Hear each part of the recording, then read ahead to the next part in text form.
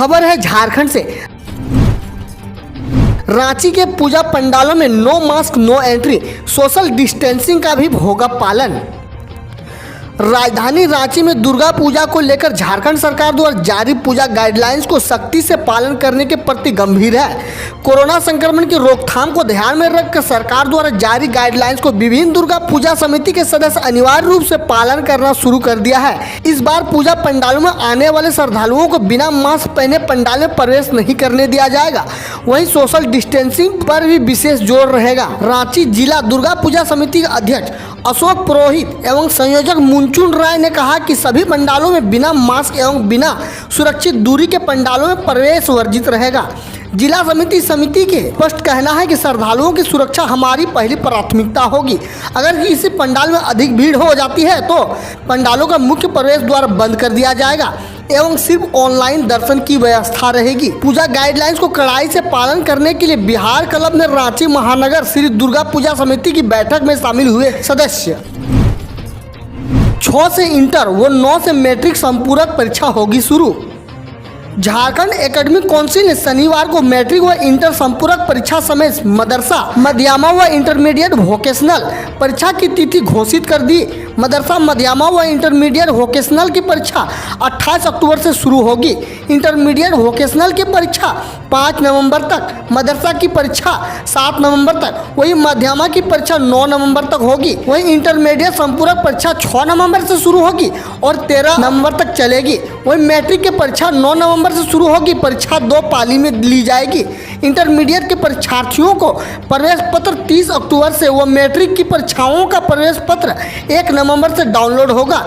School college के प्राचार्य प्रवेश पत्र डाउनलोड कर विद्यार्थियों को उपलब्ध कराएंगे। मैट्रिक व इंटरमीडिएट संपूरक परीक्षा की परीक्षार्थियों की प्रायोगिक परीक्षा 26 नवंबर से 28 नवंबर तक ली जाएगी। इंटरमीडिएट के परीक्षार्थियों को प्रायोगिक परीक्षा से संबंधित सामग्री 24 नवंबर से जैक कार्यालय से दी जाएगी। पहले चरण में 7 स्कूलों में अंग्रेजी माध्यम से पढ़ाई का फैसला। सरकारी स्कूल के छात्र इंग्लिशमैन बनेंगे। पहले मास्टर जी लेंगे ट्रेनिंग, फिर पढ़ाएंगे। आने वाले दिनों में झारखंड के इस सरकारी स्कूल में भी पूरी अंग्रेजी में पढ़ाई होगी। राज्य सरकार पहले चरण में राज्य के सभी 5 प्रमंडलों में एक स्कूल समेत 7 स्कूल को अंग्रेजी माध्यम के स्कूल के रूप में अपग्रेड करेगी। इसके लिए राज्य में संचालित 89 मॉडल विद्यालयों में से दक्षिणी छोटा नागपुर, कोल्हान और पलामू प्रखंड में 1 तथा उत्तरी छोटा नागपुर संथाल परगना प्रमंडल में 2 विद्यालय का अंग्रेजी माध्यम का स्कूल बनाए जाएंगे। इसके साथ ही केंद्रीय विद्यालय की तर्ज पर संचालित 89 मॉडल विद्यालय में से 18 विद्यालयों को भी प्रखंड स्तर पर अंग्रेजी माध्यम से आदर्श विद्यालय के रूप में विकसित किया जाएगा। पहले 7 उत्कृष्ट विद्यालयों को CBSE से संबद्धता दिलाई जाएगी। इन स्कूलों के छात्रों को अंग्रेजी माध्यम के स्कूलों में इंग्लिश स्पीकिंग के कोर्स कराए जाएंगे। खबर है देश विदेश से। प्रधानमंत्री मोदी और राहुल गांधी एक ही दिन बिहार में करेंगे चुनाव प्रचार अभियान की शुरुआत। बिहार में 23 अक्टूबर को दोनों बड़े गठबंधनों के शीर्ष नेता चुनावी प्रचार की शुरुआत करेंगे। प्रधानमंत्री मोदी एनडीए उम्मीदवार के पक्ष में चुनाव प्रचार के लिए 23 को बिहार आ रहे हैं। उसी दिन कांग्रेस के पूर्व अध्यक्ष राहुल गांधी भी बिहार में 2 सभाएं करेंगे। श्री गांधी चुनावी सभा की शुरुआत हिंसुआ से करेंगे। उसी दिन उनकी दूसरी सभा भागलपुर के कहलगांव में होगी। पार्टी से मिली जानकारी के अनुसार पार्टी के पूर्व राष्ट्रीय अध्यक्ष राहुल गांधी हिंसुआ की सभा में आसपास के विधानसभा क्षेत्रों के महागठबंधन उम्मीदवारों को जिताने की अपील करेंगे। हिंसुआ से कांग्रेस की नीतू सिंह और वाशिंगटन से कांग्रेस के जिला अध्यक्ष सतीश कुमार उर्फ मंटन सिंह चुनाव लड़ रहे हैं। इसके अलावा नवादा से राजद की विभा देवी और गोविंदपुर से मोहम्मद अमरान प्रत्याशी हैं। इस सीट पर पहले चरण में चुनाव होने हैं। सोनिया का पीएम मोदी पर हमला, कहा पीड़ितों की आवाज दबाना कौन सा राजधर्म है। कांग्रेस अध्यक्ष सोनिया गांधी ने पार्टी के नवनियुक्त महासचिवों और इंचार्जों को संबोधित करते हुए लिखे पत्र के बहाने केंद्र की मोदी सरकार पर हमला किया। उन्होंने कहा कि आज देश का प्रजातंत्र सबसे कठिन दौर से गुजर रहा है। कोरोना का हराने के दावा करने वाले प्रधानमंत्री देश को अपने हाल में छोड़ दिया। उन्होंने अपनी जवाबदेही से मुंह मोड़ लिया। महामारी से लड़ने को लेकर न इनके पास नीति और न ही सही सोच। सोनिया गांधी ने पार्टी के पदाधिकारियों को लिखे पत्र में कहा कि आप सभी को नवरात्रों की शुभकामनाएं। भारतीय राष्ट्रीय कांग्रेस में आप सभी महासचिवों, प्रभारी और कांग्रेस कर्मचारी सदस्यों नए दायित्व और शुभकामनाएं हैं। उन्होंने कहा कि देश के लिए लगातार संघर्ष करना ही कांग्रेस संगठन का ध्येय रहा है। आज भी पूरे समर्पण से देश की सेवा ही हमारे संगठन का मूल मंत्र है। लड़कियों की शादी की न्यूनतम आयु में बदलाव की तैयारी, पीएम मोदी ने कही ये बड़ी बातें। प्रधानमंत्री नरेंद्र मोदी ने शुक्रवार को कहा कि केंद्र सरकार जल्द ही लड़कियों के लिए शादी की न्यूनतम आयु को संशोधित करने पर निर्णय लेगी। उन्होंने कहा कि इसके लिए एक समिति गठित की गई, जिसकी रिपोर्ट आने के बाद फैसला लिया जाएगा। पीएम ने कहा कि शिक्षा में लड़कियों का कुल नामांकन अनुपात देश में पहली बार लड़कों की तुलना में अधिक हो गया है। उन्होंने कहा कि पिछले 6 वर्षों में सरकार द्वारा इस दिशा में किए गए कई प्रयासों के कारण ये हो सका है। पीएम मोदी धर्म संकट में न पड़े, नीतीश को संतुष्ट करने के लिए मेरे खिलाफ जो बोलना है बोले, चिराग पासवान। बिहार विधानसभा चुनाव में एनडीए से अलग होने के बाद चिराग पासवान और भाजपा नेताओं के बीच जुगलबंदी जंग लगातार जारी है। लोजपा प्रमुख चिराग पासवान ने रविवार को भाजपा और अपने संबंधों को लेकर ट्वीट पर कई पोस्ट किए। उन्होंने कहा, मैं नहीं चाहता कि मेरी वजह से प्रधानमंत्री जी किसी धर्म संकट में पड़े, वो अपना गठबंधन धर्म निभाए, मेरे खिलाफ भी कुछ कहना पड़े तो निसंकोच कहे। चिराग ने कहा कि बिहार चुनाव में प्रचार के लिए प्रधानमंत्री नरेंद्र मोदी जी आने वाले हैं। मैं तो कहूंगा कि वे अपना गठबंधन धर्म निभाए, मेरी वजह से किसी धर्म संकट में ना पड़े। भाजपा नेता नीतीश कुमार को खुश करने के लिए मेरे खिलाफ जो कहना हो बेझिझक होकर कहें। अपने ट्वीट में चिराग पासवान ने अपने बारे में भाजपा नेताओं के बयान को मुख्यमंत्री नीतीश कुमार को खुश करने की कोशिश करार दिया। उन्होंने कहा कि लोक जनशक्ति पार्टी गठबंधन धर्म की मर्यादा का पालन करेगी, अपनी वजह से प्रधानमंत्री के ऊपर कोई आंच नहीं आने देगी। पीएम मोदी ने न्यूजीलैंड की प्रधानमंत्री जेसिका अर्डर्न को दी जीत की बधाई, कहा दोनों देश मिलकर काम करेंगे। प्रधानमंत्री नरेंद्र मोदी ने दूसरे कार्यकाल के लिए आम चुनाव में जीत दर्ज करने पर न्यूजीलैंड के प्रधानमंत्री जेसिका अर्डर्न को रविवार को बधाई दी। उन्होंने कहा कि वह द्विपक्षीयों को उच्च स्तर तक ले जाने के लिए मिलकर काम करने के लिए उत्सुक है। अर्डर्न ने आम चुनाव में शानदार जीत दर्ज की है। पीएम मोदी ने अपने ट्वीट में कहा कि न्यूजीलैंड की प्रधानमंत्री जेसिका अर्डर्न को उनकी शानदार जीत के लिए मेरी हार्दिक बधाई। 1 साल पहले हमारी आखिरी मुलाकात हुई थी। भारत तथा न्यूजीलैंड के बीच संबंधों को उच्च स्तर पर ले जाने के लिए साथ साथ मिलकर काम करने के लिए उत्सुक हूं। अब खबर देश की विभिन्न योजनाओं से।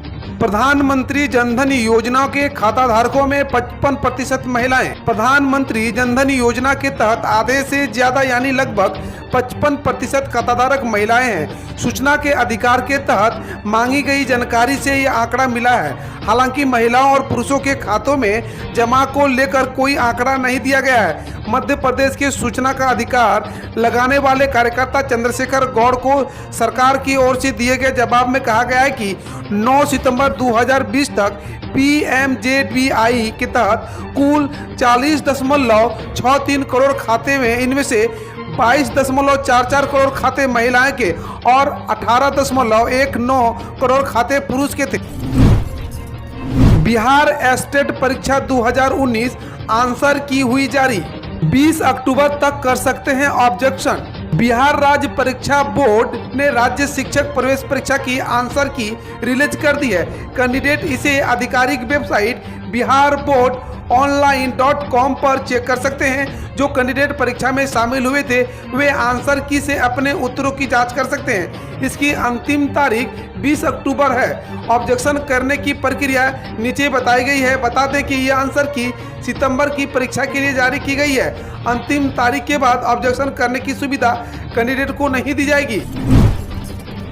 2 वर्षीय बीएड कोर्स के लिए राजस्थान PTET 2020 की पहली सूची जारी। राजकीय डूंगर कॉलेज बीकानेर राजस्थान PTET 2020 के तहत 2 वर्षीय BA कोर्स में एडमिशन के लिए पहली सूची जारी कर दी है।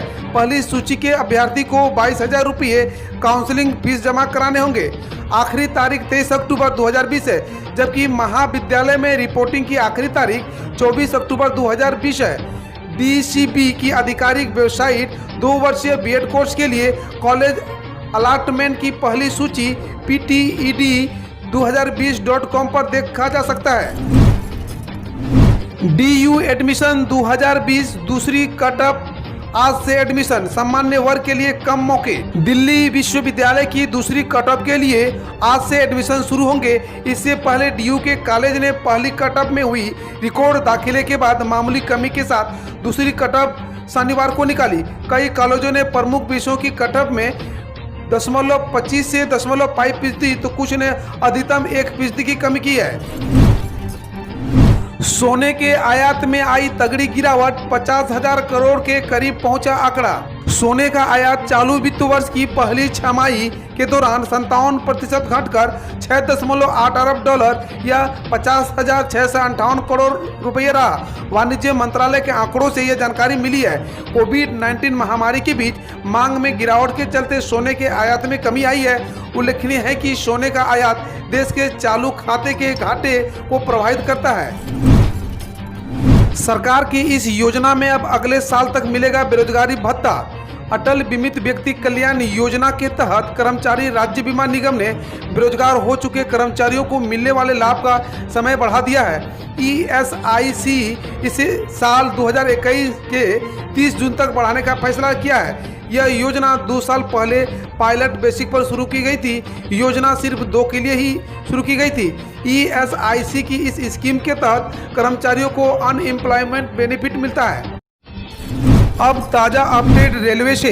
पूजा स्पेशल ट्रेन हटिया यशवंतपुर साप्ताहिक स्पेशल ट्रेन संख्या 02835 हटिया से चलकर यशवंतपुर के लिए 20 अक्टूबर से 24 नवंबर तक चलेगी। ये ट्रेन प्रत्येक मंगलवार को खुलेगी।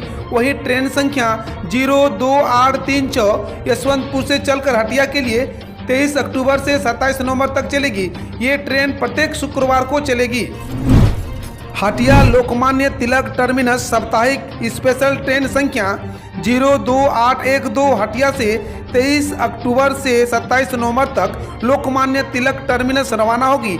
ये ट्रेन प्रत्येक शुक्रवार को चलेगी। वहीं ट्रेन संख्या 02811 लोकमान्य तिलक टर्मिनस से हटिया के लिए 25 अक्टूबर से 29 नवंबर तक चलेगी। यह ट्रेन प्रत्येक रविवार को चलेगी। हम रोज ऐसे ही न्यूज लाते रहेंगे, तो यदि आपने अभी तक क्लीन न्यूज को सब्सक्राइब नहीं किया है तो पहले फटाफट सब्सक्राइब कर लें, साथ ही बेल आइकन को दबा दें ताकि कोई अपडेट मिस ना हो।